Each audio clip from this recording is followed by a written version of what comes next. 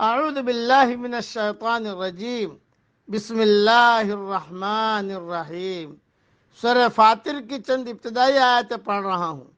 واللہ الذی ارسل الریاح فتثیر سحابا فسقناه بلد میت فاحیینا به الارض بعد موتها۔ اور اللہ ہی ہوائیں چلاتا ہے جو بادلوں کو اٹھاتی ہیں، پھر ہم بادلوں کو خشک زمین کی طرف لے جاتے ہیں اور اس سے اس زمین کو اس کی موت کے بعد زندہ کر دیتے ہیں۔ کذالک النشور، اسی طرح دوبارہ جی اٹھنا بھی ہے۔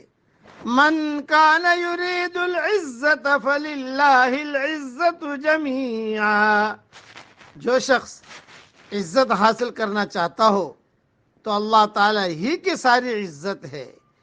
الیہ یصعد الکلم الطیب والعمل الصالح یرفعہ، تمام تر ستھرے کلمات اسی کی طرف چڑھتے ہیں اور نیک عمل ان کو بلند کرتا ہے۔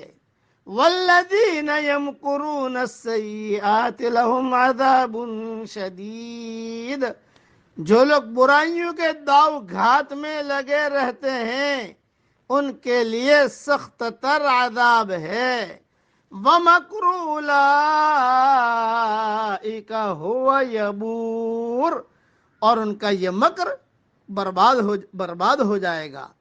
واللہ خلقکم من تراب ثم من نطفة ثم جعلکم ازواجا، لوگو اللہ تعالیٰ نے تمہیں مٹی سے پھر نطفہ سے پیدا کیا ہے، پھر تمہیں جوڑے جوڑے مرد و عورت بنا دیا ہے۔ وما تحمل من انثى ولا تضع الا بعلمه، عورتوں کا حاملہ ہونا اور بچوں کا تولد ہونا سب اس کے علم سے ہی ہے۔ وما يعمر من معمر ولا ينقص من عمره الا في کتاب، اور جو بڑی عمر والا عمر دیا جائے اور جس کسی کی عمر گھٹے وہ سب کتاب میں لکھا ہوا ہے۔ ان ذالک علی اللہ یسیر، اللہ تعالیٰ پر یہ بات بالکل آسان ہے۔ مختصر تشریح سن لیجیے اس کی۔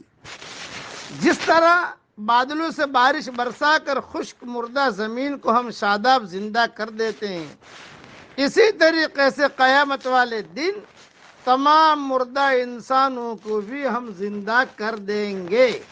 حدیث شریف میں آتا ہے کہ انسان کا سارا جسم بوسیدہ ہو جاتا ہے، صرف ریڑھ کی ہڈی کا ایک چھوٹا سا حصہ محفوظ رہتا ہے، اسی سے اس کی دوبارہ تخلیق اور ترکیب ہوگی۔